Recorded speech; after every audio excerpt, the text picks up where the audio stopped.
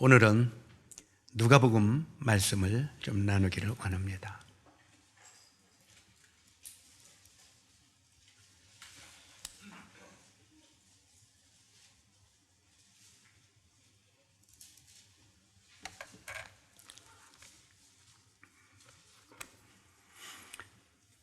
누가복음 2장 41절에서부터 마지막 52절까지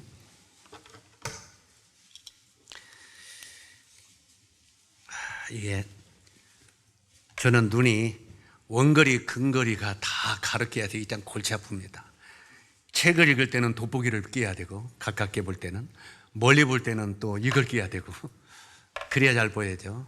그런데 멀리 볼 때는 돋보기를 끼우면 또 안 보여요. 그래서 이렇게 자꾸 안경을 가르쳤더니 우리 자매가 자꾸 왜 안경을 가르치냐고, 이렇게 뒀다 저렇게 다 벗었다 하냐고 좀 이해해 주시기 바랍니다. 책을 읽을 때는 돋보기, 멀리 쓸 때는 원거리는 렌즈를 바꿔야 끼야 되니까요. 자, 누가복음 3장 41절부터 52절까지 교독을 하도록 하겠습니다. 그의 부모가 해마다 유월절이 되면 예루살렘으로 가더니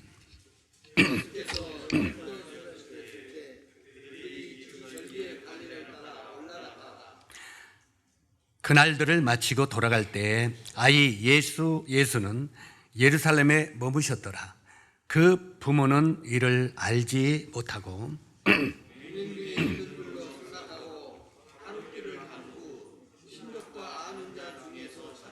만나지 못함에 찾으면서 예루살렘에 돌아갔더니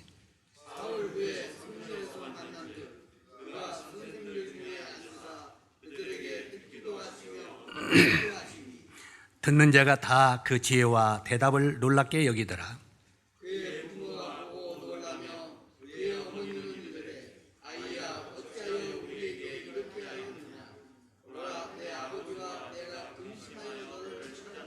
예수께서 이르시되 어찌하여 나를 찾으셨나이까? 내가 내 아버지 집에 있어야 될 줄을 알지 못하셨나이까? 하시니 예수께서 함께 내려가사 나사렛에 이르러 순종하여 받으시더라. 그 어머니는 이 모든 말을 마음에 두니라.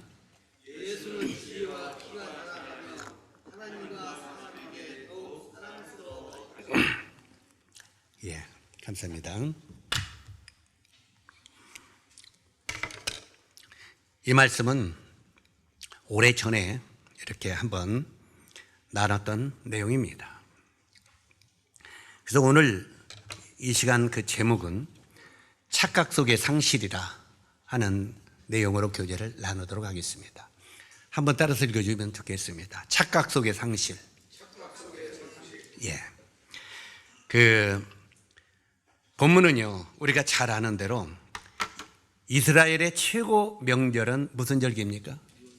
유월절입니다. 이 최고의 명절은 유월절인데, 이제 이 유월절이 되면 이스라엘은 남자나 여자나 노인이나 젊은이나 또 장사꾼들도 이 유월절을 무척 기다립니다. 왜냐하면 이 유월절은 이스라엘의 최고의 명절이기 때문에 그렇습니다. 우리나라도 설날이나 추석은 남녀노소가 기다리죠. 물론 자매님들은 안 기다릴지 모르겠습니다. 왜? 돈 들어가니까. 근데 어찌하든 간에 그날이 되면은 원근각체에 흩어져 있던 모든 가족들이 부모가 있는 곳으로 모입니다. 그래서 모든 부모들이 거기서 즐기죠. 자식들이 돌아오기를 기다리고요.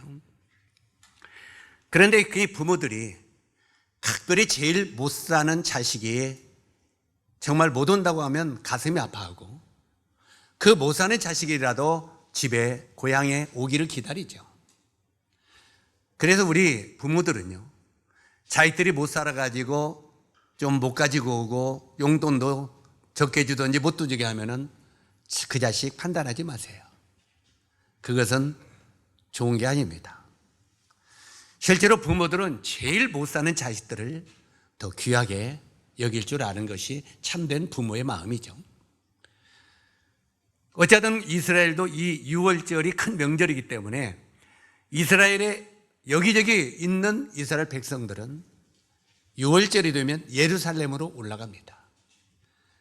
이 예루살렘에 올라가서 거기서 6월절을 지내고 그 다음에 고향으로 되돌아갑니다. 이 6월절은 애굽의 바로 왕의 노예 생활에서 이스라엘 백성들이 해방된 날입니다. 우리가 애굽의 노예에서 우리가 해방받았다. 그런데 그 해방받은 이유가 어린 양을 잡아서 이스라엘 집 문 좌우설주에 발음으로 말미암아 우리가 사망에서 해방됐다. 우리가 멸망으로 떨어져야 되는데 거기서 구원을 받고 우리가 노예에서 해방받았다. 그런 날이기 때문에 이스라엘 백성들은 얼마나 그날이 좋은 날이겠습니까? 어떻게 보면 우리나라도 설날과 추석이 최고 큰 명절이 아니라 8월 15일이 제일 큰 명절이 되었어야 됩니다.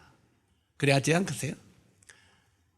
우리가 해방받은 날, 바로 이 이스라엘 백성들도 이 해방받은 날을 그렇게 기다리고 정말 그날은 예루살렘이 들뜹니다. 장사꾼들도 그날을 기다립니다. 왜 그렇습니까? 6월절이 되면 성전에 모여서 이스라엘 백성들이 이제 양을 사고, 그 다음에 돈 있는 사람들은 송아지를 사고, 실제로 돈 없는 사람들은 비둘기를 살고, 그래가지고 속건 제물, 속죄제를 드립니다. 그렇기 때문에 장사꾼들이 예루살렘에 그 장사라면 돈을 잘 벌어야 안 벌어요? 돈을 잘 벌습니다. 그런데 예수님이 나중에 그 성전에서 이런 짐승들을 파는 이런 일을 보고 나서 그것을 뒤집어 엎는 일이 있었죠. 왜 그거 하나님 걸 기쁘게 하려고 재물을 파는데 왜 예수님은 뒤집었겠습니까? 바로 이곳은 기도하는 집이지 말하자면 장사꾼의 소굴로 만들지 말라고 그랬죠. 그래서 이런 말씀 들어볼 때 하나님의 교회에서는 장사꾼이 되어서는 안 된다는 것입니다. 다시 말해서 교회에서 다단계 사업이라든지 어떤 물건을 물론 좋은 거 있으면 소개하고 파는 건 괜찮아요. 그러나 어떤 이런 조직적인 장사를 교회에서 행하면 안 된다는 겁니다. 예수님은 그걸 뒤집어 버렸어요. 왜? 하나님의 성전은 기도하는 집이다. 만민이 기도하는 집이라고 말합니다. 바로 이 교회는 하나님의 말씀이 증거되고 서로 사랑하고 교회를 세우는 그런 일을 논하는 교회가 되어야 된다는 것입니다. 그래서 이 하나님의 교회에서 어떤 송사가 일어나고 판단이 일어나고 정죄가 일어나는 일은 이것은 하나님이 금하신 일입니다. 절대로 그런 일은 교회 안에서는 해서는 안 됩니다. 왜 그렇습니까? 교회는 그리스도의 몸이기 때문에 그렇습니다. 6월절 명절 속에 부모들은 예수님을 잃어버렸습니다. 오늘의 핵심은 여기 있습니다. 6월절의 중심은 어린 양이고 어린 양의 중심은 예수 그리스도십니다. 그런데 6월절 그 어린 양이 중심인데 그 명절 속에 예수님의 부모들은 예수님을 잃어버렸다는 것입니다.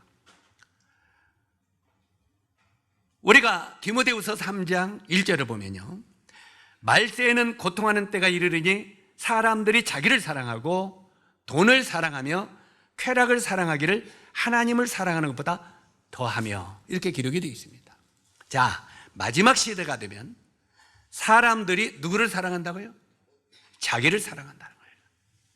이 마지막 때가 되면요, 사람들은 전부 다 자기 중심이 된다는 거예요. 이게 하나님이 싫어하는 첫 번째 죄입니다. 우리들은 어떻습니까? 이 마지막 때가 되면 전부 자기 주장만 합니다. 내 생각이 옳고 내가 말이 맞고 내가 뭔데요? 얼마나 우리 마음이 교만한지 모릅니다. 저는 실제로 이 마음이요, 마지막 때가 되면 우리의 마음이 내 중심이 되어서 굉장히 교만한 마음으로 흘러가는 것이 마지막 시대의 징조라는 겁니다. 여기에 사도 바울은요, 최고 마지막 때 핵심된 죄악이 자기를 사랑한다는 거예요. 돈보다 더 사랑하는 게 누구요? 나요. 내 생각, 내 마음, 내 뜻, 이거요. 이것은요, 사단이 그랬습니다. 사단이 우리가 이사야서나 에스겔서나 말씀을 보면 아침에 아들 계명성이 어땠습니까? 내가 나를 높여 저 높은 구름 위에 저분의 위에, 저의 위에 내가 앉으리라. 누가 앉는다고요? 내가 저 높은 구름 위에 저와 하나님보다 그 윗자리에 내가 앉으리라. 누가 앉아요? 내가. 사단 마귀가 마지막 정말 내가 하나님보다 더 높은 자리에 앉으려고 합니다. 우리들은요, 나도 모르는 사이에 하나님의 말씀보다 내가 더 위에 앉으려고 하는 마음이 있습니다. 정말 우리가 성도들 중에 성도들은 제일 조심해야 될 것이요, 하나님 말씀보다 내 생각을 위에 두는 죄, 이것은 마귀로부터 온 것입니다. 그래서 여기에 보면은 성경이 무엇을 말하느냐, 우리는 특별히 이 성경 말씀보다 성경은 그렇지만, 하나님의 말씀은 그렇지만 내 생각은 안 그래. 그러면 누 생각이 더 높다는 말이에요. 내가 말씀보다 위에 있다는 거예요. 그래 안 그래요? 그래 안 그래요? 성경은 그렇지만 그거 내 생각은 그거 아니야. 그거 뭐예요? 내가 누구보다 높다는 거예요? 하나님의 말씀보다 높다는 거예요. 얼마나 이게 무서운 교만인가를 우리는 알아야 됩니다. 그래서 우리들은 하나님 말씀 앞에는, 성경에는 뭐라고 말합니까? 사도 바울은 예만 있을 따르며 아니요가 없다고 말하고 있습니다. 사도 바울은 그렇게 말합니다. 하나님의 말씀 앞에는 예만 있을 따름이라는 거예요. 거기에 반론을 제시하지 말라는 거예요. 하나님이 그렇게 말씀하면 예 하라는 거예요. 왜요? 그분은 전능자이기 때문에, 그분은 완벽한 우리의 주인 되시기 때문에. 그런데 사람들은 마지막에 되면은 자기를 사랑하고, 그 다음에 두 번째 돈을 사랑한다. 돈이 몇 번째예요? 두 번째예요. 두 번째. 돈. 이 돈만을 하려면 조금 찌밀찌밀해요, 저도. 왜요? 우리가 워낙 돈을 좋아하니까. 그래 안 그래요? 저 이 소리 하면요, 우리 형제 자매님들이 마음에 짐이 좀 있을 줄 알아요. 적어도 우리가 수요일 날 저녁에는 돈 조금 안 벌으면 안 될까? 돈이 필요한 줄 알아요. 우리 삶 속에 돈이 좀 필요한 줄 알아요. 제가 금요일까지 빠짐없이 나오라고 하지는 않겠어요. 우리 요즘에 창순이 형제님이나 우리 김대영 형님이나 계속 기도가 무슨 기도냐면, 우리 성도들이 금요일 날도 그냥 일요일같이 많이 나오게 도와주십시오. 근데 내 평생 그건 보기 힘들 것 같아. 우리가 주일날 같이 금요일날 나올 수 있겠어요? 그건 아마 힘들 거예요. 그래서 금요일날은 정말 뜻이 있는 하나님 앞에 간절한 분들이 나오세요. 자기 개인의 문제도 간절한 사람은 교회에 나와서 함께 기도하세요. 왜요? 협심의 기도는 하나님의 응답이 많다고 했으니까요. 합심의 기도는. 그래서 자기 자신의 간절함이 있으면 하나님 앞에 와서 기도하세요. 만약에 그렇게 하지 않으면 집에서라도 그 시간 되면 엎드리시기 바랍니다. 차 타고 가다가도 잠시 한쪽에 놓고, 지금 7시 반, 8시다. 그러면 잠시 주님, 오늘 기도 집회인데 내가 따로 나와 있지만 내가 이것을 주님 앞에 아뢰입니다. 그렇게 같이 기도할 수 있었으면 좋겠습니다. 그 정도 신앙만 되면 더 이상 바랄 것이 없겠죠. 교회 나오지 않더라도 설령 차에 타든지 집에 있든지 어디에 있든지 간에 그 시간 같이 마음을 함께 할 수 있는 그런 시간만 드린다면 정말 우리는 성숙한 사람이 될 수 있다고 믿습니다.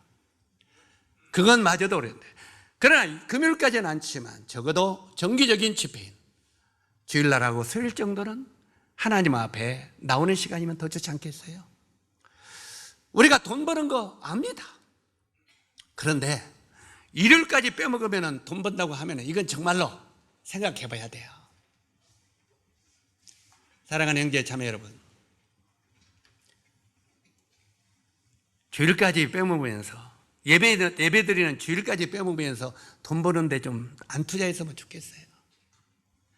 어쩔 수 없을 때도 있어요. 특별한 케이스가 있을 수 있어요. 그죠?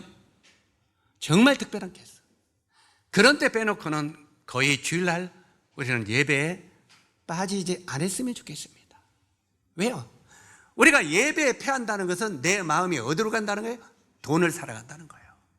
모든 행동 속에는 돈이 있는 겁니다. 직장 생활도 돈이 연결되어 있어요? 안 되어 있어요? 먹고 사는 돈에 연관이 되어 있는 거예요. 그런데 제가 전에 말씀을 드릴 때 그 마지막 시대 사단의 타협에 대해서 말씀을 드릴 때 그 애굽에서 나온 성도들이, 그 이스라엘 백성들이, 애굽의 백성들이 금과 은과 동을 다 내어 놓았더라 그랬죠. 애굽에서 그걸 가지고 나왔습니다. 애굽에서 그걸 나와가지고 광야 생활을 하는데 일부 성도들은 그 금과 은을 어디에서 썼다고요? 성막을 짓는 일, 하나님의 성전을 짓는 일에 금과 은을, 애굽에서 가지고 난 금과 은을 투자했습니다. 그래 안 그래요? 또 일부 이스라엘 백성들은 애굽에서 금과 은을 가지고 나와서 어디다 투자했어요? 금송아지를 만드는 우상 숭배에 썼습니다. 우리가 버는 물질을 위해서 물질이 주어졌을 때 이걸 가지고 우상 숭배에 쓰는 사람도 있고 하나님의 성전을 짓는데 사용하는 사람들도 있다는 겁니다. 여러분은 어디에 들기를 원하십니까? 굉장히 우리 인생에 중요한 거예요. 때때로 우리가 여기에 두 번째는 사람들이 돈을 사랑하고 하는데 나는 그렇게 사랑하지는 않아요. 주일날도 패하면서 하나님 앞에 예배도 패하면서 돈 버는데 우리 삶을 드린다면 나도 금송아지를 쫓고 있다고 하는 사실을 기억해야 돼요. 하나님 앞에서는요, 너는 지금 우상숭배 금송아지에 절하고 있는 것이다, 이렇게 말하고 있어요. 왜? 주일날은 누구 앞에 절을 하는 거예요? 하나님 앞에 절하는 거잖아요. 하나님 앞에 절하는 시간을 돈을 위하여 투자한다면 나는 금송아지에게 절하고 있다는 사실을 기억해야 돼요. 제가 조금 부담되는 이야기를 할지 모르지만 이것을 우리 형제 자매들 마음속에 깊이 생각할 수 있었으면 좋겠습니다. 적어도 김직기 성도들은 금송아지에 절을 하는 것보다 하나님 앞에 성전에 우리 삶을 절하는 성도들이 되기를 바랍니다. 여기에 어찌하든 간에 여기에 보면 마지막 시대에 정말 사람들은 자기를 사랑하고 두 번째 돈을 사랑하며 그 다음에 세 번째가 쾌락을 사랑한다고 그랬어요. 먹고 마시고 즐기는 거, 놀러 가는 거. 어떤 때는 저도 가끔 시험에 빠질 때 있어요. 이제 나이도 먹었으니까 어떤 사람이 자꾸 후배들에게 맡기라고 그래요. 모든 거 맡기고 낚시나 타니까. 저도 낚시 좋아해요. 그런데 아이고 야야 착각하지 마, 그런 마음이 있어요. 왜 이야기를 하냐면 우리 사람은 이 세상을 살다 보면 여러 가지 유혹과 여러 가지 문제들이 우리를 찾아와요, 안 찾아와요? 얼마든지 찾아와요. 쾌락을 위하여 즐기다는 거예요. 실제로 여기 보면 주님을 앞에 드리는 것보다는 세상을 쫓아가는, 그래서 사람들은 쾌락을 사랑하기를 하나님 사랑하는 것보다 더하며 이렇게 되어 있습니다. 누구보다 쾌락을 더 사랑한다고요? 하나님보다. 왜요? 하나님을 사랑하고 하나님을 섬기면 당장 돈이 뚝 떨어지는 거 아니잖아요. 에? 그래 안 그래요? 그러나 세상을 살아면 그것도 금송아지가 뚝뚝 떨어지잖아. 자, 여기다 내가 더 시간 안 깔겠습니다. 이것은 우리가 각자 한 번쯤 내 자신을 돌아보면서 가능하면 먼저 그 나라와 그를 구하라, 그리하면 이 모든 것을 너에게 더하시리라는 말씀을 마음속에 믿게 되기를 바랍니다. 실제로 여기에 이렇게 말하고 있는데 여기에 이제 이렇게 하다 보면은 참 우리 마음이 그쪽으로 흘러간다는 거예요. 이제 다음 달이 되면은, 지금 오늘 벌써 광고에 뭐가 나왔습니까? 다음 달 24일은 크리스마스입니다. 그러죠? 그런데 우리나라는 옛날 어른들이 크리스마스 오면 서양 종교예요, 그렇게 생각하고 있어요. 내가 옛날에 어르신들한테 전도를 하다 보면요, 어른들이 이렇게 반문합니다. 아니, 우리나라는 유교와 불교가 있는데, 우리나라 종교가 있는데 왜 서양 종교인 야수교를 믿어야 된디야? 이렇게 말하는 사람들이 있어요. 서양 종교 야수교라고. 예수교가 아니라 야수교라고 해서 옛날 사람들은. 실제로 이렇게 많은 사람들은 우리나라 종교도 있는데 이렇게 말해요. 그런데 실제로 우리나라는 이 크리스마스에 대해서 이렇게 활성화가 된 지가 얼마 안 됐잖아요. 얼마 안 됐어요. 그런데 필리핀이나 다른 나라 보면은 벌써 지금 크리스마스 축제 시작이 들어갔습니다. 한 달 동안 축제를 해요. 그러니까 한 달 전부터 준비를 해요. 아마 필리핀에 가면 막 크리스마스 캐롤들을 만들어 놨을 거예요. 완전히 추리도 만들고. 그러면서 그거 만들고 한 달 전부터 한 달 동안 축제를 합니다. 특히 필리핀은 캐톨릭 국가잖아요. 그래서 이런 일들이 수없이 많이 있는데, 실제로 오늘날도 이제 다음 달 12월 달이 되면 기쁘다 구주 오셨네 만백성 맞으라. 이제 이 크리스마스 캐롤을 부르면서 밤에 12시가 넘어서 다니기도 할 겁니다. 요즘에도 어떤 교회는 다니는 데가 있더라고요. 우리들도 옛날에 조금 얻어먹으려고 다녔는데 지금은 이제 그것마저도 안 씁니다만, 어쨌든 기쁘다 구주 오셨네 만백성 맞으라고 떠들지만 사람들은 자기중심 물질주의 죄악에 빠져서 그들 가운데는 참된 주님이 망각되어 있다는 것입니다. 다시 말해서 이스라엘 백성들은 그 유월절의 핵심은 어린 양 예수 그리스도인데, 그 유월절 명절 속에 그 부모들은 누구를 잃어버렸어요? 예수 그리스도를 잃어버렸어요. 예수님은 예루살렘에 계셨는데 그들은 예수님이 그냥 옆에 있겠지 하면서 고향까지 내려가는 거예요. 3일길쯤 내려간 거예요.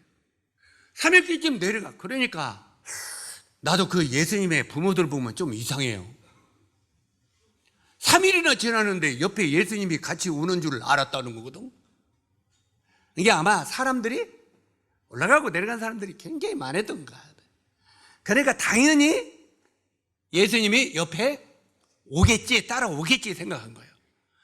근데 3일이나 옆에 계시지를 몰랐잖아요. 3일이 지나서 어디 갔어? 그때 찾은 거예요. 그래가지고 거기서 예수님을 잃어버린 부모들이 3일 동안 예루살렘으로 다시 올라갔잖아요.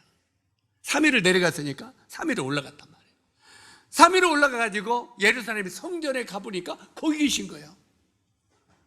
부모들이 뭐라고 했습니까? 아이야, 네가 어찌 여기 있느냐? 아마 막 잃어버린 12살 된 예수님을 찾고 어찌 여기 있느냐고 막 그때 반가워서 울었겠죠. 그러니까 뭐라고 했습니까? 12살 된 예수님이 부모들에게 뭐라고 말합니까? 내가 여기에 아버지 집에 있어야 되는 것을 알지 못하셨나이까? 누구 집에요? 아버지 집에. 내가 아버지 집에 있어야 될 것을 당연히 알지 못하셨나이까? 이 말합니다. 내가 있을 것은 여기인 줄 알지 못하셨나이까? 그 말입니다. 실제로 여기에 많은 사람이, 여기 보면은 그 부모들도 6월절의 중심은 어린 양 예수님인데 6월절 명절 속에 부모들도 예수님을 잃어버린 것처럼 오늘날 수없이 많은 사람들이 기쁘다 구주 오셨네 만백성 맞으라, 그 소리 속에 복음이 들었어요? 안 들었어요? 기쁘다 구세주 오셨네 만백성은 그를 맞으라, 이게 복음이잖아요.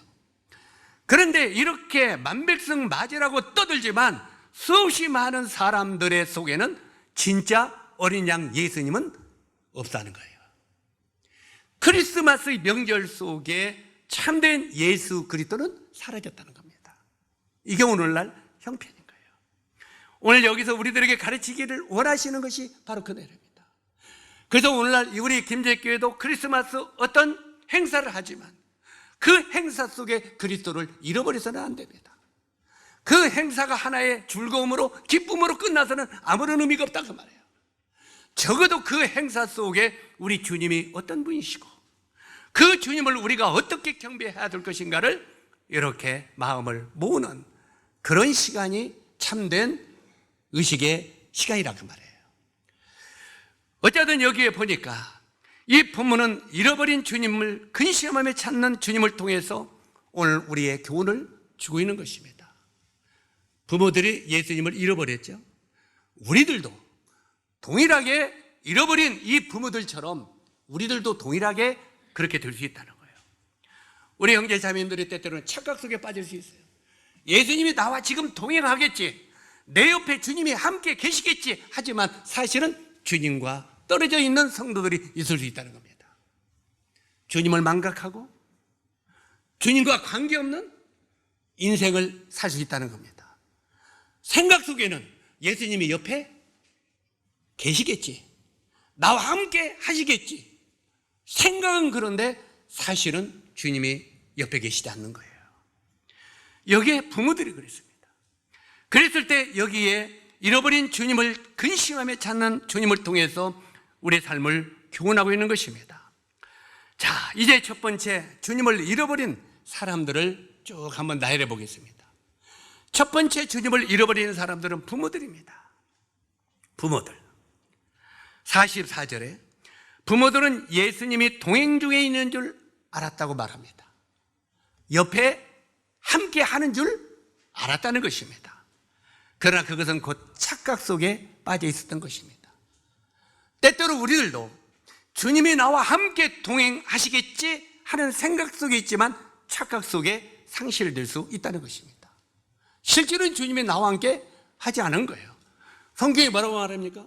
너희 안에 죄악을 품으면 내가 너희 기도를 듣지 아니하시리라. 성경은 이렇게 말하고 있어요. 근데 우리가 죄 속에 빠져 있으면서도 주님이 나와 함께 하시겠지, 착각인 거예요. 그래 안 그래요? 우리는 때때로 왜곡된 생각 속에 내 생각대로 예수님을 믿을 수 있다는 말이에요. 내 생각대로 내가 예수님을 믿는다고 예수님이 나와 동행하는 것은 아니라고 하는 것입니다. 그래서 여기에 착각 속에 상실할 수 있다는 건데 46절과 48절을 보면 부모들은 근심하며 친족과 아는 자 중에 찾았으나 주님은 그들 중에 없었습니다. 누구에서 찾았다고요? 친족과 아는 자 속에.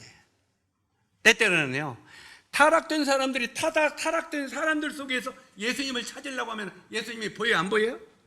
없는 것입니다. 예수님을 안 믿는 사람들이 예수님을 안 믿는 사람 속에서 예수님을 찾으려면 없는 것입니다. 때때로 우리가 그럴 수 있습니다. 때때로 어두우면 어두운 길이 찾으려고 하지만 거기는 참된 주님이 없을 수 있습니다. 항상 우리는 빛 대신 주님 앞에 나와야 주님이 보입니다. 내 자신의 취약한 모습을 볼 때 주님이 보입니다. 내 자신의 취약한 모습을 보지 못하면 빛 대신 예수님은 보지 못합니다. 이 말이 무슨 말입니까?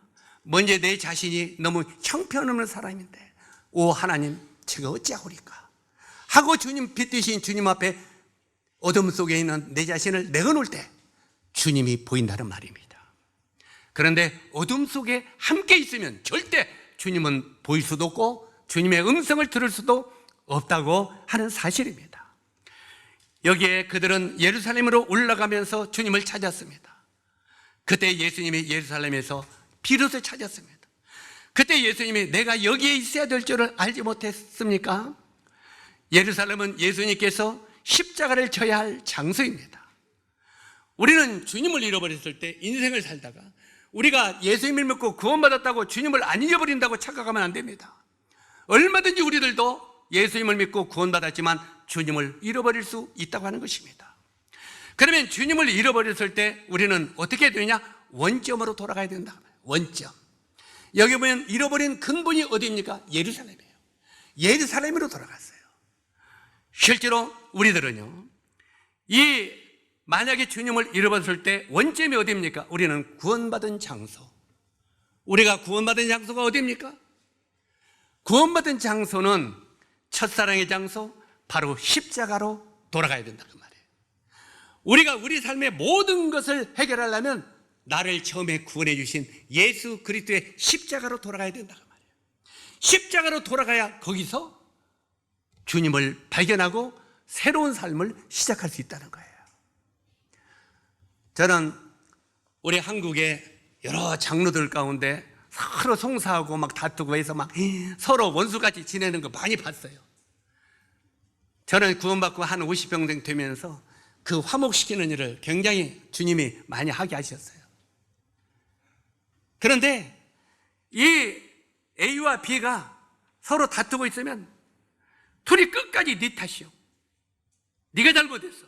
내 잘못은 하나도 없어요. 네 잘못이에요. 그런데 이렇게 이 십자가로 끌어오려고 해도요, 안 따라와요. 안 따라올 때는 끝까지 네 탓이더라고요. 제 경험이에요. 그런데 결국은 그들을 끌어다 안 따라오게 끌어다가 나중에 십자가의 은혜, 1만 탈란트 탕감시킨 십자가의 은혜 속으로 푹 빠치면은 그때야 우는 거예요. 형제님, 제가 잘못했어요. 그때서 나오는 거예요.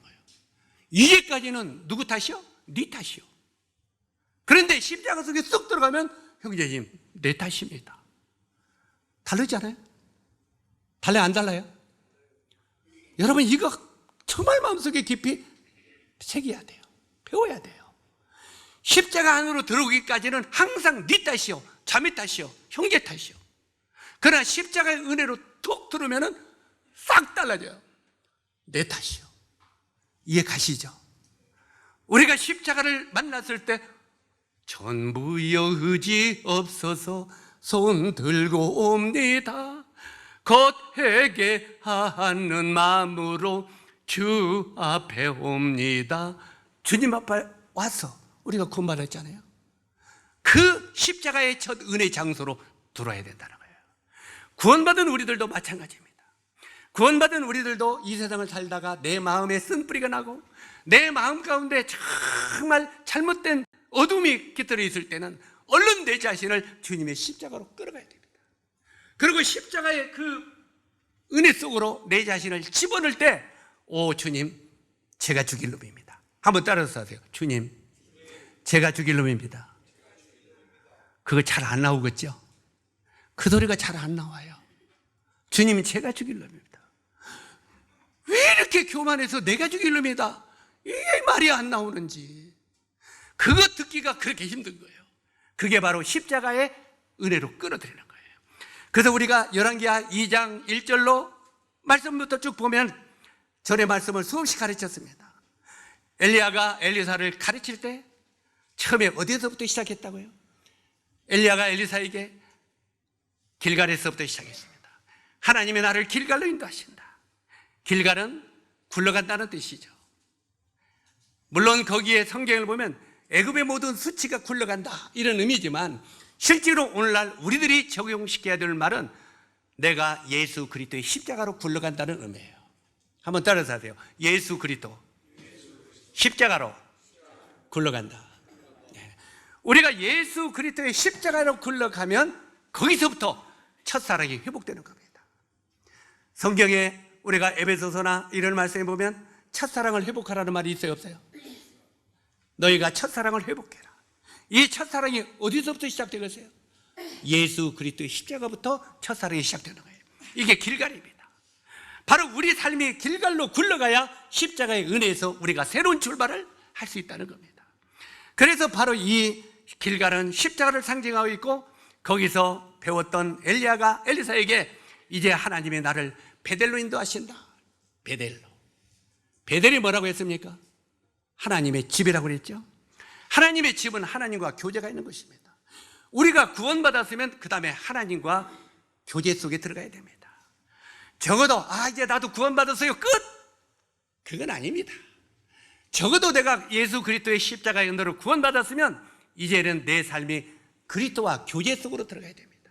하나님이 어떤 분이시고 그 아들이 어떤 분이시고 그 나라가 어떤 것이고 그 영광이 어떤 것이고 그분 안에 들어가서 그분과 깊은 교제를 해야 우리 신앙이 성숙된다는 거예요. 그런데 많은 성도들이 왜 믿음의 초보에서 벗어나지 못합니까? 예수님이 나를 구원해 주셨다, 이제 구원받았다, 끝! 그래. 그러니까 진보가 없어. 그냥 십자가에 구원받은 걸로 끝하니까 1년이 지나 5년이 지나 10년이 지나도 믿음의 초보에서 못 받아서라는 거예요. 그것만 아는 거예요. 그래놓고 뭐라고 하면은 십자가에서 내 죄를 다 용서해 주시는데요. 그것만 알아. 그것만 알아. 너희가 두렵고 떨림으로 너희 구원을 이루라는 말은 모릅니까? 구원받았으면 두렵고 떨림으로 주님을 배워가야 되는 거예요. 알아가야 되는 거예요. 그래서 호세아 선지자도 그렇게 말하죠. 너희가 여호와를 알자 힘써 여호와를 알자. 사도 바울은 뭐라고 했습니까? 너희가 예수 그리스도를 아는 지식에서 자라가라고 말하는 거예요. 예수님을 아는 지식에서 내가 점점 자라갈 때 내가 영적으로 성숙한 자가 되는 겁니다. 이런 것을 성경은 말하고 있어요. 그래서 이 하나님의 교제인 베델로 올라간다는 거예요. 그 다음에 베델로 올라가서 그 다음에 여리고로 이제는 하나님의 나라를 인도하신 다음에 주님의 영적 그 무장을 하고 주님을 많이 배운 다음에 세상에 들어가서 싸움을 시작해라고 합니다. 여리고는 싸움이 있는 곳이죠. 그런데 싸움이 있는 곳인데 어떤 싸움이요? 믿음으로 행하면 백전백승하는 곳이다. 육신으로 행하면 백전백패하는 곳이다. 이게 여리고의 싸움이에요. 이걸 뭐라고 했습니까? 여리고는요, 여리고 도성은 철저하게 100% 하나님을 믿는 믿음으로 행했어요. 맞습니까? 돌아라고 몇 번 돌아 몇 번 돌아 소리 지르라 닦을 때 무너졌어요. 그죠? 그러니까 이제 마음이 교만해졌어. 그 다음에 저 아이성 사람들이 싸움을 걸어오네요. 몇 명이야? 한 3,000명. 야야, 그러면 다 보낼 거, 몇만 명 보낼 것 없이 몇천 명만 보내. 이거 인간의 방법이야. 인간의 방법이 어떻게 해서 대패했죠? 왜 똑같은 가나안의 싸움인데 여리고는 승리하고 아이성은 실패했습니까? 믿음으로 행하면 승리하는 거고 육신으로 행하면 패배한다는 것을 가르치고 있는 거예요. 우리는 지금 현재 가나안의 전쟁 속에 있는 거예요. 세상의 전쟁 속에. 우리가 정말 믿음으로 모든 싸움을 싸우면 승리가 주어지지만 육신으로 행하면 백전백패한다는 거예요. 이것을 우리가 여리고를 통해서 가르치고 있습니다. 그 다음에 마지막에 이제 하나님이 나를 요단으로 인도하신다. 요단은 죽음의 강이라고 했죠. 거기에서 이제 바로 이 엘리사에게 이제 나는 이제 하나님이 부르신 나라로 올라갈 거다. 이제 너는 머물라 그랬어요. 아, 내 아버지요? 만약에 아버지께서 나를 떠나서 올라가거든 나에게 영감을 2배로 얻게 하소서. 그래, 네가 참 어려운 걸 구하는구나.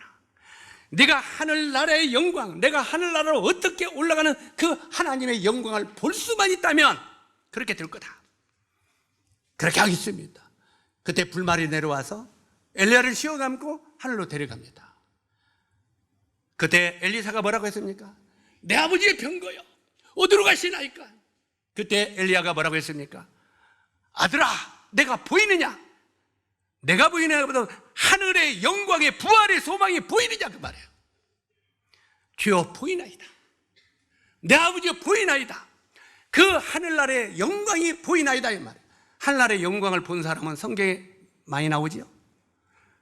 많이 나오지 않습니까? 바로 이 사도 바울도 3층까지 올라갔고 스데반도 하늘의 영광을 봤고 하늘의 영광을 보니까 죽음은 아무것도 아닌 걸 깨닫고 사도 바울도 하늘의 영광을 보니까 그 다음에 자기 삶의 모든 것이 짓밟힌다 할지라도 그 나라를 위하여 사는 것이 있다면 더욱더 이게 영광이라고 말하고 있지 않습니까? 실제로 이 부활의 영광, 하늘의 소망을 바라보면 그 인생의 삶이 달라진다는 거예요. 바로 이 엘리사가 그 하늘의 부활의 영광을 바라보는 순간 보이나이다 할 때 엘리야가 겉옷을 벗어 던져줍니다. 자, 그 지팡이를 들고 겉옷을 집어들고 요단강을 건너서 여리고로 돌아오죠. 그때부터 엘리사의 삶이 어떻습니까? 아버지 엘리야의 능력, 영광을 2배씩 받는 기적을 행한 사람이 되었습니다. 실제로 이것이 바로 이제 우리가 신앙의 과정을 가르치는 것입니다. 여기 이제 본문으로 돌아와서 부모들이 주님을 잃었을 때 순간에 잃었습니다. 그리고 주님을 되찾을 때까지는 3일이 걸렸습니다. 우리들도 예수 그리스도의 놀라운 것을 잃을 때는 순식간에 잃어버립니다. 세상을 사랑할 때 순식간에 주님을 잃어버립니다. 그러나 주님을 찾을 때는 3일이 걸린 것처럼 우리들도 하나님의 말씀을 멀리하고 기도를 멀리하고 세상을 사랑할 때 주님을 순식간에 잃어버리게 된다는 것입니다. 만약 주님을 잃었다면 우리는 근심하면서 원점, 길갈로 돌아가야 됩니다. 길갈은 굴러 간다고 그랬죠? 예수 그리스도의 십자가에 구원받은 은혜 속으로 굴러 가야 된다는 말입니다. 그 다음에 두 번째 주님을 잃어버린 사람을 보겠습니다. 누가복음 24장 13절 말씀 이하를 보면은 엠마오로 떠난 두 제자가 보입니다. 이 엠마오로 떠나던 두 제자는 슬픔과 좌절 속에 떠나는 두 제자. 한 사람은 글로 봐요, 한 사람은 공공공, 이름이 없습니다. 왜 한 사람은 이름이 없습니까? 한 사람은 글로 봐요, 한 사람은 공공공.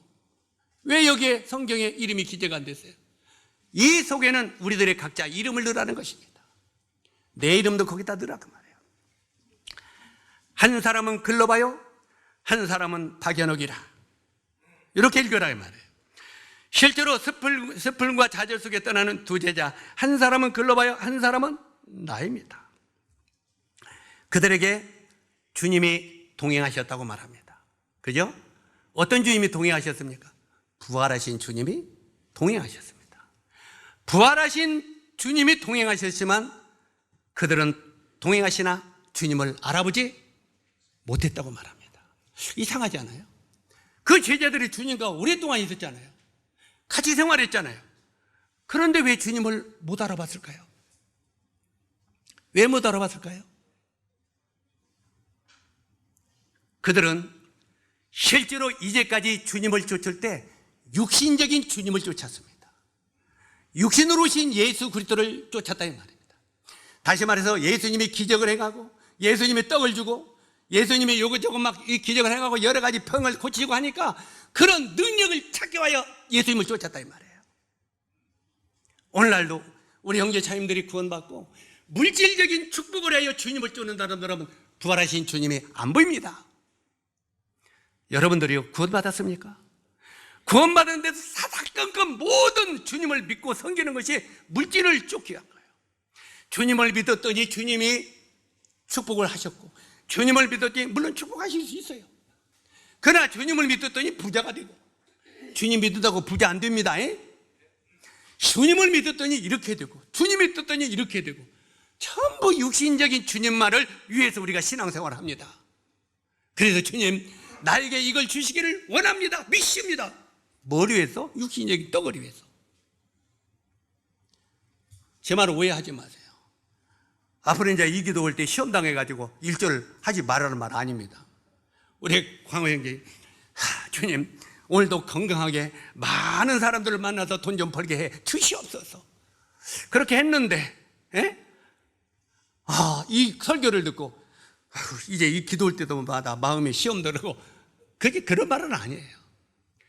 그러나 실제로 우리가 그 세상적인 물질을 추구하게 될 때 부활하신 주님을 잃어버린다 그 말이에요.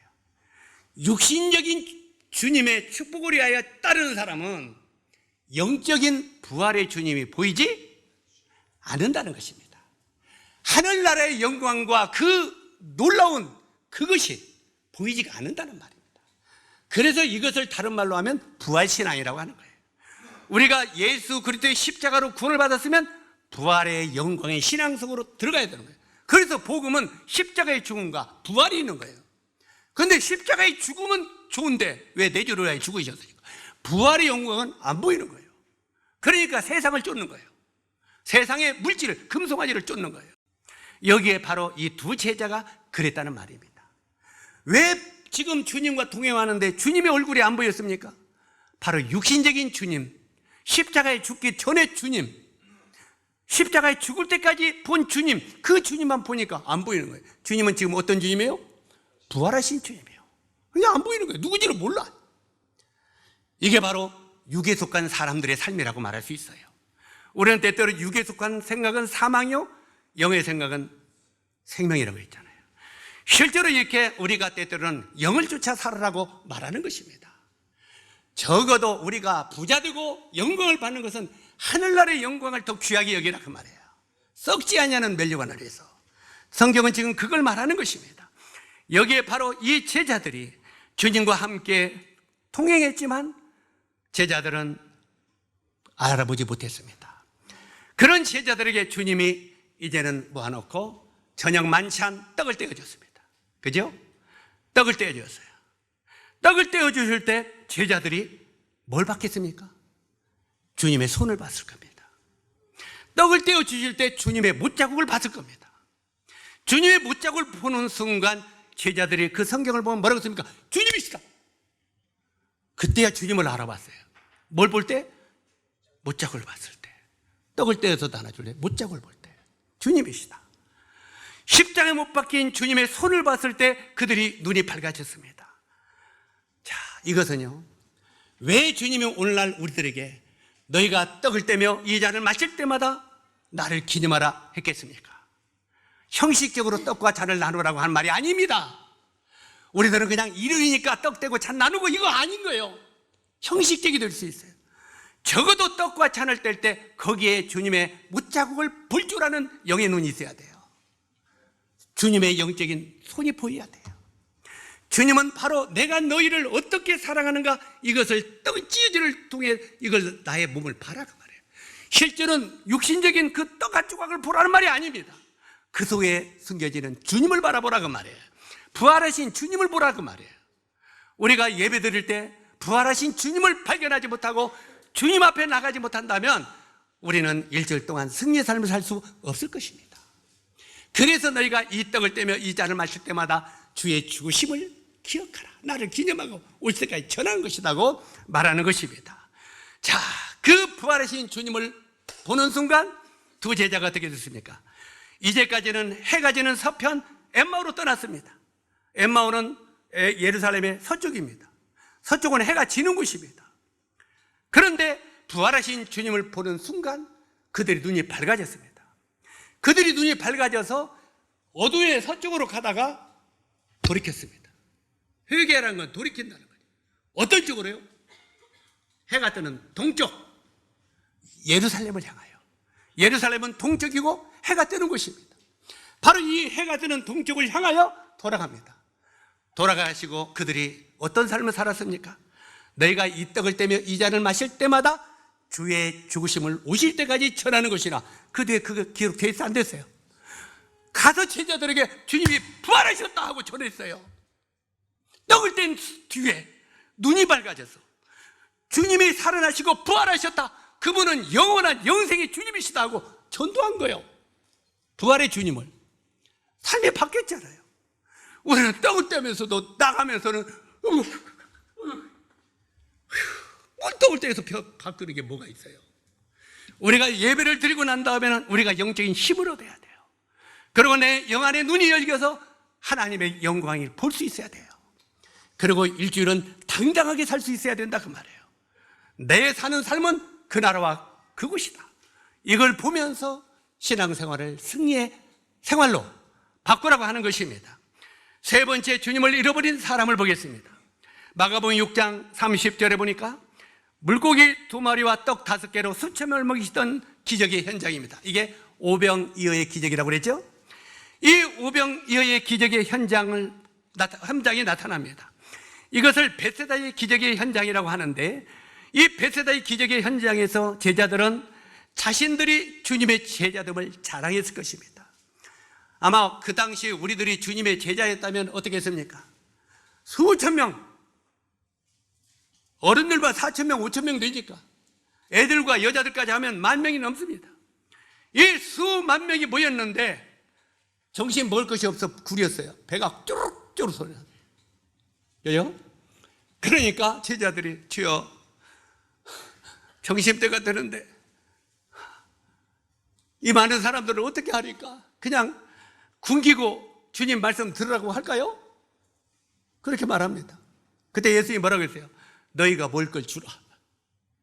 너희가 먹을 걸 주라 그래요. 주여 돈도 없고요, 우리 아무것도 가진 게 없어요. 너희가 먹을 걸 줘. 없다니까요. 그러면 너희가 가진 것이 무엇이냐? 없는데요. 그러니까 저쪽에 누굽니까? 꼬맹이가 갖고 있는데 누가 뺏어왔어요? 응? 실제로 이제 거기 가서 야 그것 좀 빌려주라. 주여 여기 있는데 물고기 2마리와 떡 5개 있는데 이걸 가지고 무엇을 하겠나이까? 그걸 내게 가지고 와라. 주님의 손에 물고기 2마리와 떡 5개 올라가니까 거기에 축사하셨습니다.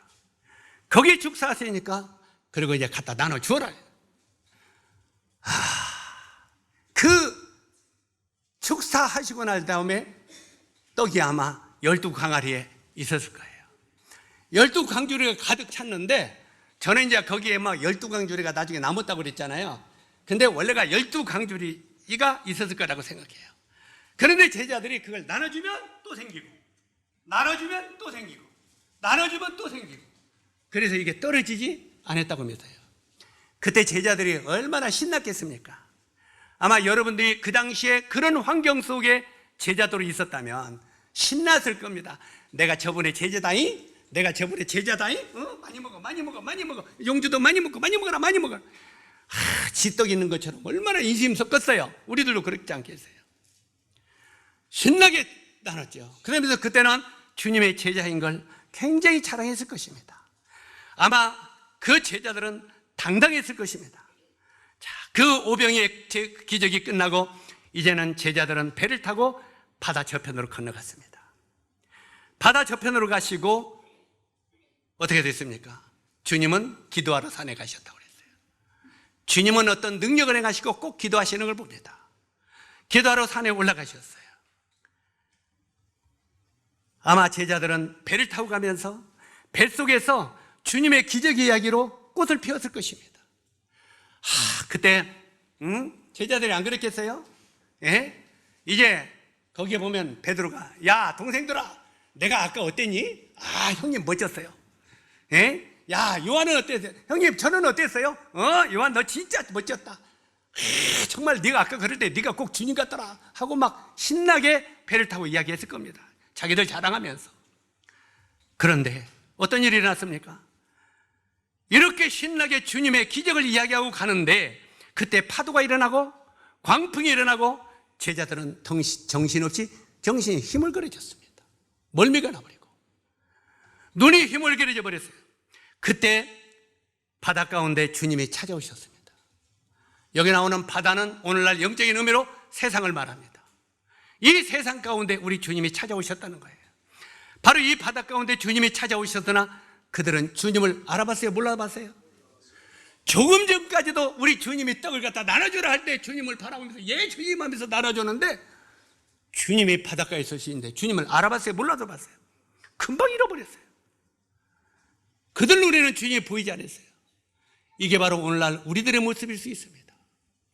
구원받았을 때는 그분을 끝까지 죽을 때까지 섬기고 따르고 싶은 마음이 있었지만 세상의 풍랑 속에 빠져서 살다 보면 우리 눈이 희물거려져서 주님은 온데간다고 주님의 모습은 보이지 않을 것입니다.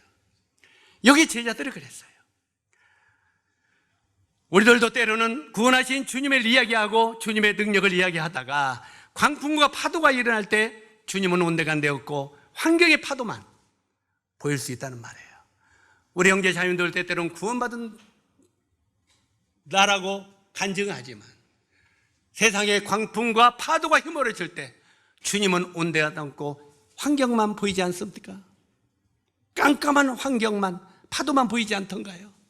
이런 게 없던가요? 이런 신앙생활이 없었다면 그것은 참된 신앙이 아닙니다. 이런 어려움이 우리들에게 찾아옵니다. 구원받은 성도들에게.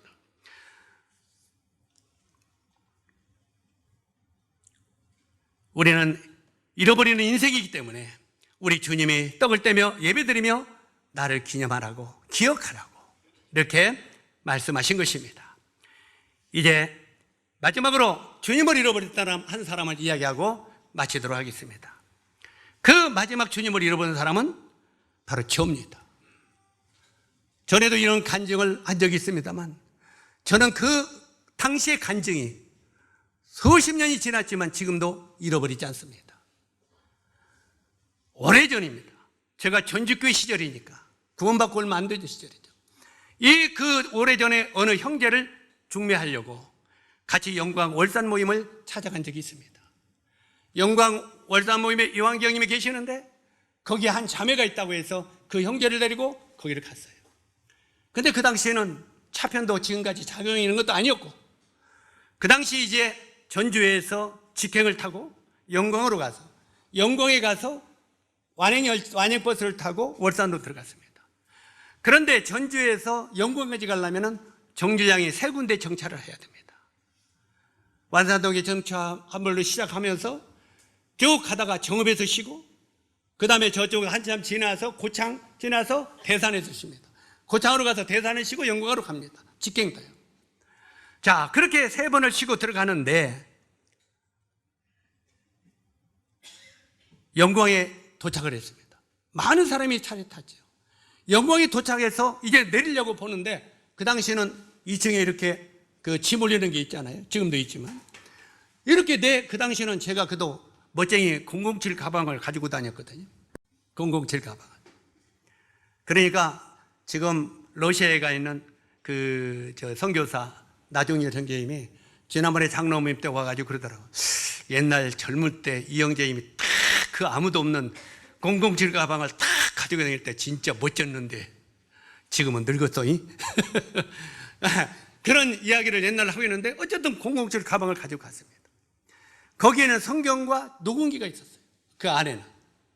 그런데 그 당시 녹음기는 일본에 가서 와서 사가지고 참 귀하했어요. 그런데 이제 그걸 가지고 갔는데 이게 없어진 거예요.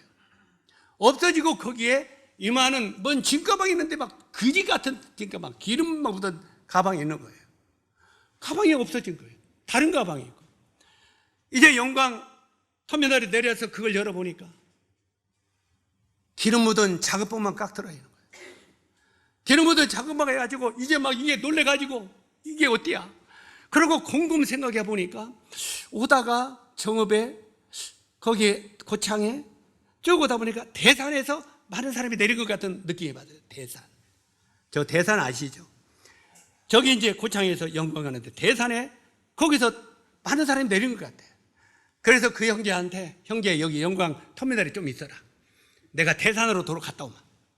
그래가지고 그 형제를 놓고 제가 이제 대산으로 돌아갔습니다. 그런데 그 당시에는 차 2시간 배당이 있으니까 바로바로 있는 게 아니잖아요. 뭐 1시간, 2시간 기다려서 올라가는 차를 타고 대산에 딱 내리니까 아무것도 없는 거예요. 대산에 내려보니까 허벌판이에요. 내려가가지고 그때 내려가 보니까 저기 보니까 이렇게 묘지를 잘 갖고는 있어요. 그 대산 이렇게 그 조그만해 있고 그 묘지 옆에 가만히 앉아서, 주여 그 가방 제게 돌려주면 안 돼요? 거기에 묘 앉아서 기도했어요. 주님, 다른 건 몰라도 거기에 성경이 있잖아요. 그 성경을 제가 몇 년 동안 하도 낙서를 해놔서 성경이 아니라 그게 수첩이었어요. 맞아면 사전이었어요. 사전. 성경만 보면 거기에 사전도 다 있을 정도로 메모를 해놓은 거 성경이었어요. 이러는데 그 성경을 가지면은 제가 다 어디 가서 뭐 할 건데 이게 없으면 칼이 없어진 거죠. 그래가지고 그걸 찾게 달라고 아무리 기도하고 막 간절히 기도하는데도 기도하고 들어보면 하늘은 푸르러 아무것도 없는 거예요. 다시 엎드려 주여.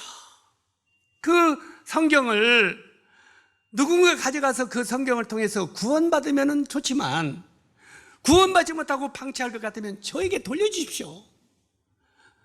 주님 그거 제게 돌려주십시오. 그렇게 또 기도하고 눈을 열었어요. 아무것도 없어요. 여러분 이럴 때 기도하다가 이렇게 막막하면 어떻게 하십니까? 에이 끝났다 그만두자 이렇게 안 씁니까? 그때 그렇게 기도하다가 눈을 들어서 보니까 저기 파출소가 보여요.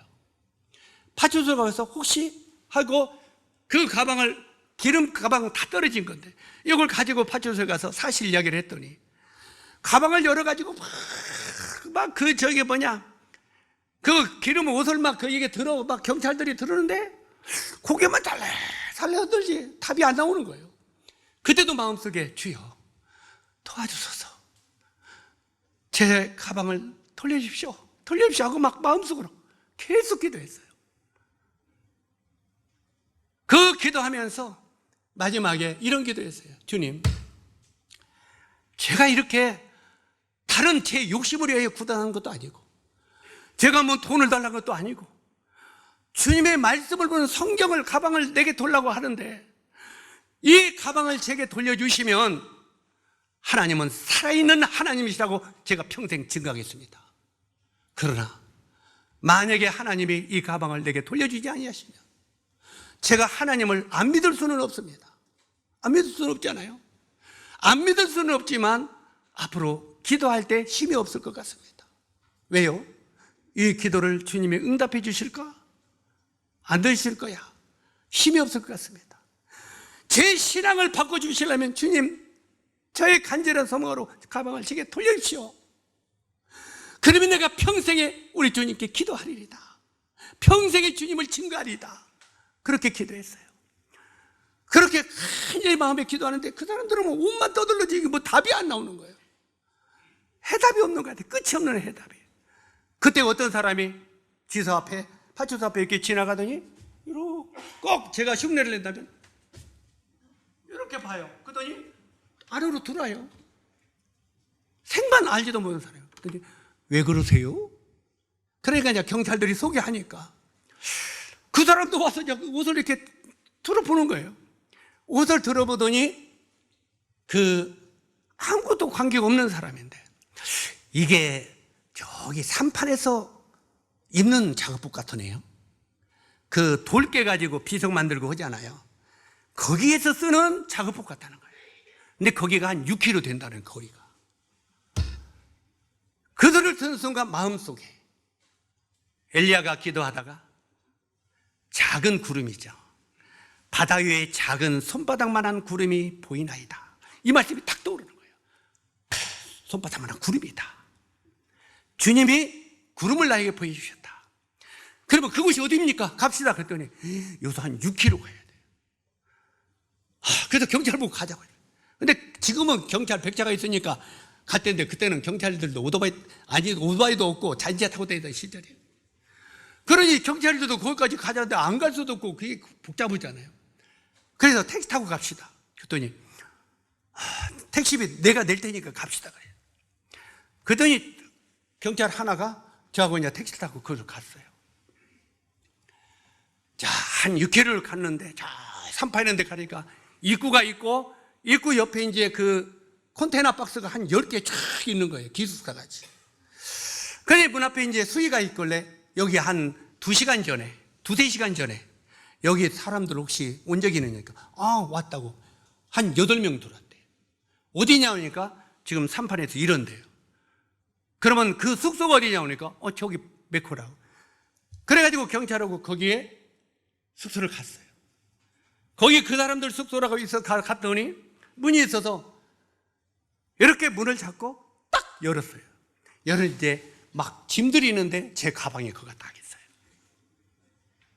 제 가방이 딱 있어서 내 가방 그러세요. 내 가방이다. 그때 경찰이 선생님 저게 당신의 가방이라는 걸 어떻게 증거할 수 있습니까? 근데 그때 007 가방이니까 남바 번호죠. 남바가 모르니까 그 사람이 아직 못 열었어요. 그래서 저 남바는 나만이 알고 그 다음에 그 속에 성경이 있습니다 그랬어요. 노은기도 있는데 노은기가 귀한 게 아니라 솔직히 저에게는 성경이 귀했어요. 성경이 있습니다. 그때 열어보시라고. 다 처음 열어서 딱 열으니까 노은기 있고 성경이 딱 돼. 맞네요. 성경이 있다는데 성경이 있는데 더 이상 뭐 할 것 없어요. 그다음에 경찰이 저한테 그래요. 이 사람이 당신 물건을 가지고 왔으니 절도로 뭐라면 당신이 신고하면 이거 잡아가야 된다는 거예요. 절도죄로. 그래서 나 찾았으니까 됐습니까? 그냥 갑시다. 괜찮겠습니까? 괜찮습니다. 그래서 그놈을 가지고 왔어요. 그놈을 가방 놔두고. 자, 와가지고 이제 차를 타고 영광까지 내려왔어요. 영광까지 나는데 전주 가는 막차가 5분 남았어. 막차가. 그 형제가 내가 안 오니까 안절부절하면서 이제 마지막 나 안 오면 이제 저 혼자 그놈 차 끊어가고 도망가려고. 안절부절 이제 차를 끊을까 말까 하는 거야. 그래가지고 내가 오니까 찾았다. 그래가지고 거기서 이제 월산으로 가는 완행 버스를 끌어가지고 들어갔습니다.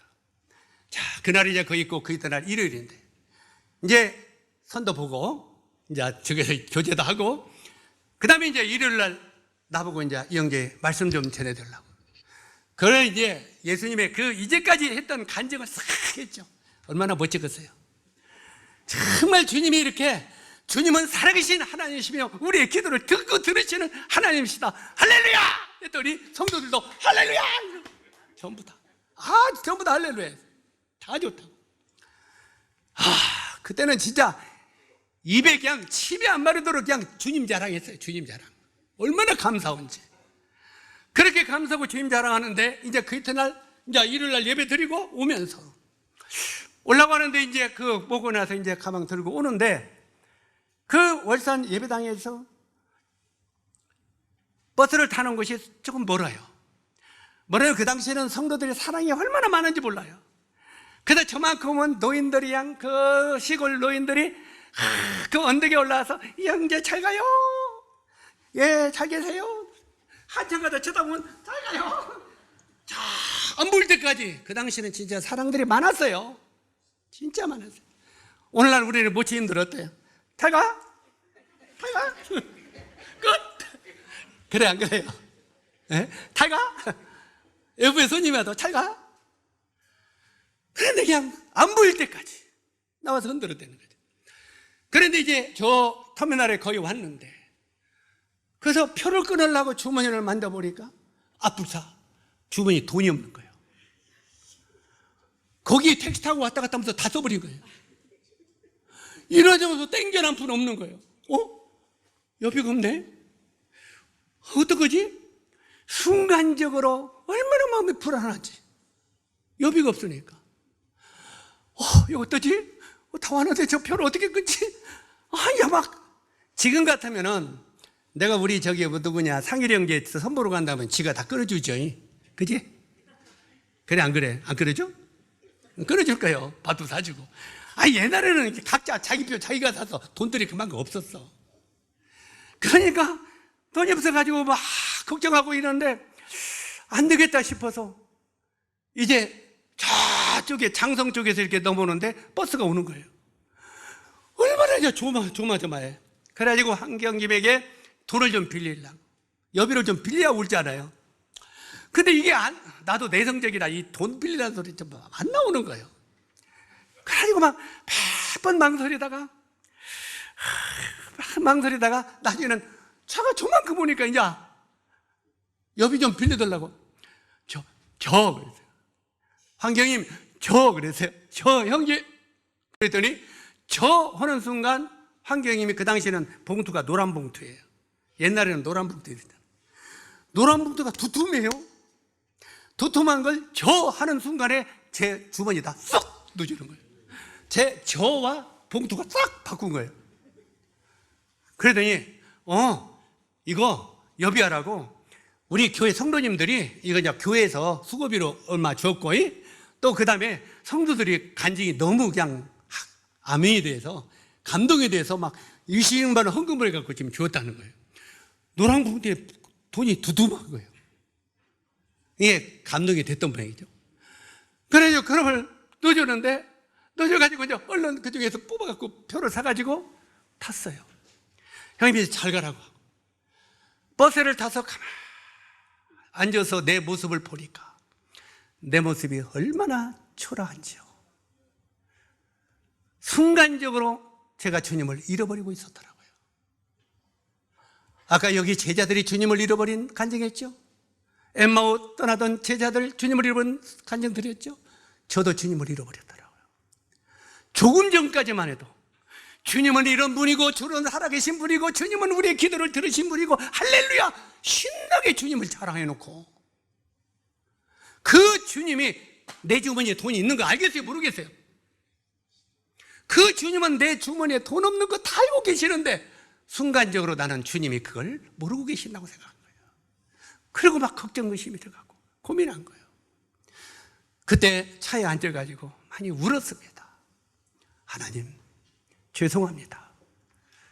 주님이 전능하신 분인 것을 제가 망각했습니다. 순간적으로 주님의 능력을 잃어버렸습니다. 우선 내 현실이 빈털터리라고, 환경이 빈털터리니까 이것만 보이잖아요. 내 눈에는. 내 눈에 보이는 것은 빈털터리인 내 모습만 보이는 거예요. 주님이 부자신 것을 모르는 거예요. 그래서 너무 초라하게 내 모습을 보면서 차에 앉아서 조용히 침묵하며 울었습니다. 주님 죄송하다고. 앞으로 제 인생 동안 주님을 부인하지 않겠습니다. 주님은 살아계신 주님인 것을 제가 잊지 않고 살겠습니다. 설령 내 주머니가 비어있다 할지라도 제가 주님을 의심하지 않겠습니다. 주님이 제 모든 모습을 보고 있다는 것을 알고 섬기겠습니다. 그렇게 주님 앞에 다짐을 했습니다. 그때 제 마음속에 떠오르는 하나님의 말씀이 바로 시편 116편입니다. 그 시편 116편이 그때 제 마음에 떠올라서 얼마나 마음속에 그 시편을 많이 읊었는지 모릅니다. 여호와께서 내 음성과 간구를 들으심으로 내가 그를 사랑하는도다. 그의 귀를 내게 기울이셨으므로 내가 평생에 기도하리로다. 사망의 줄이 나를 두르고 수울의 고통이 내게 이름으로 내가 환난과 슬픔을 만났을 때 내가 여호와의 이름으로 기도하기를 여호와여 주께 구하오느니 내 영혼을 건지소서 하였도다. 여호와는 은혜로우시며 의로우시며 우리의 하나님은 긍휼이 많으시도다. 여호와께서는 순진한 자를 지키시나니 내가 어려울 때에 나를 구원하셨도다. 아멘.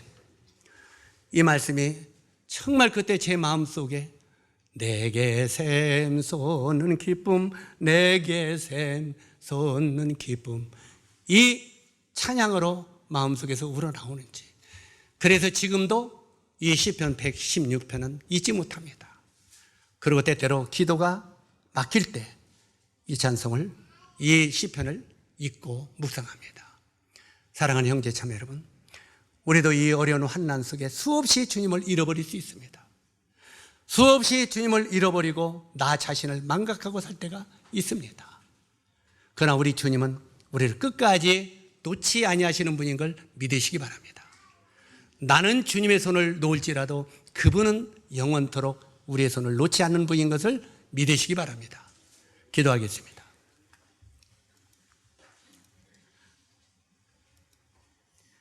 은혜로우신 아버지 하나님,